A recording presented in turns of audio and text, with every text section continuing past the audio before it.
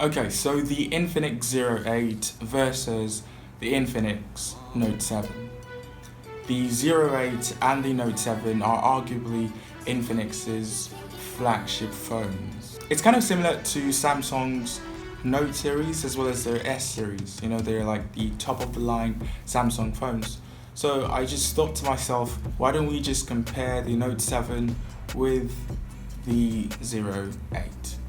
Now, the Note 7 was released in July 2020, around that time, and the Zero 8 was released in August 27 to be exact.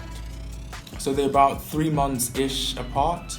So it still, kind of makes sense to compare them. The question though is, how much of a difference is there, between these two devices in the space of 3 months? Okay, so straight away, the Note 7 can't compete with the Zero 8. The 8 beats it in almost every category. So if you're just looking for an answer, there you have it. The Zero 8 crushes the Note 7. But here are some details. Okay, so we're starting with display. The Note 7 has a 720p LCD display. The Zero 8, on the other hand, has a 1080p LCD display, but with a refresh rate of 90 Hz. For anyone who doesn't know what a refresh rate is, well, it's kind of simple. Whenever we're using our phones, it's always in motion, right? The display always changes, whether it's opening an app or scrolling, basically watching content, whatever it is, the display keeps changing. So refresh rate basically means how fast the pixels refresh themselves, update themselves, and it's measured by hertz. Okay, so if it's 90 hertz, that's 90 times in 1 second, 60 hertz, 60 times, 120 hertz, 120 times.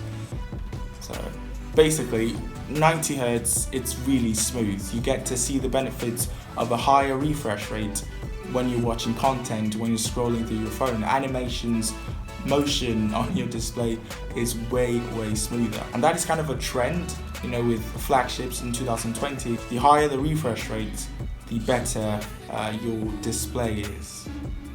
So it's kind of cool, that Infinix is kind of integrating that into one of their smartphones as well. It's pretty cool to see. So yeah, again, it can't compete with the Note 7. It's almost like they're from different generations, display wise. Next is processor.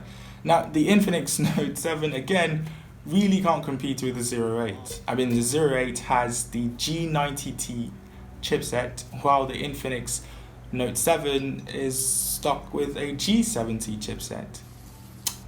Now, you can't even put them together, it's wrong to do so. You're comparing the G90T to something like the Snapdragon 730G, and believe it or not, according to benchmarks, the G90T performs better than the Snapdragon. And when you pair that with 8GB of RAM, yes, it crushes the Note 7 in every possible way. So gaming on the Zero 8 would be fantastic. In fact, it is a gaming processor. Crushes it. Next would be cameras. Before we continue, I would appreciate if you like the video. If you've gotten to this part of the video, that means you probably like it. So just like it and consider subscribing. Okay, so the cameras. Now, they both have 4 cameras. With the Note 7, you get a 48 megapixel main lens, a 2 megapixel depth sensor, a 2 megapixel macro lens, and a 2 megapixel dedicated video camera. On the Zero 8, you get a 64 megapixel main wide lens, an 8 megapixel ultra wide, a 2 megapixel low light camera, and a 2 megapixel depth sensor. So same number of cameras, but as you can see on the screen, they really are not on the same level. For me, 2 things stand out. One is that 8 megapixel ultra wide, which I feel is so useful. I was surprised that with the Note they didn't add an ultra wide, but the fact that they added it to the Zero 8, yeah, that's awesome. Then the fact that it actually now shoots at 4K 30 frames per second, that's finally, that's pretty cool. So again, in cameras, the Note 7 is definitely not on the same level with the Zero 8. But one place where the Note beats the Zero 8 would be battery.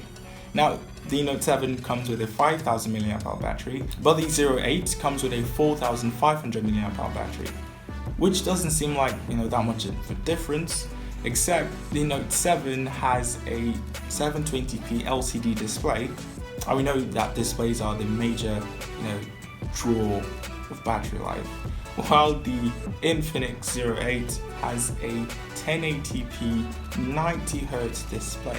You want to enjoy that 90Hz, you're going to leave it on, and when you do that, your battery will suffer. So you can't stay 2 days, with the Zero 8, unlike the Note 7.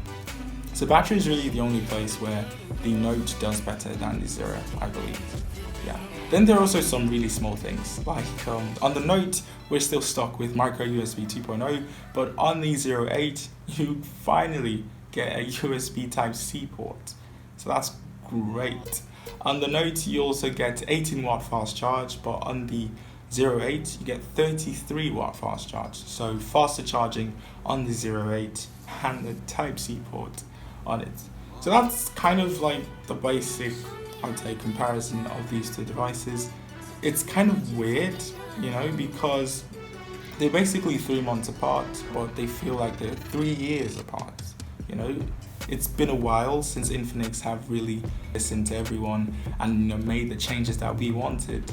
But yeah, I can't wait for the next Note. I believe it would, have the same features as the current Zero 8, and I can't wait to do another comparison. So yeah, that's basically it. If you did enjoy the video, please subscribe.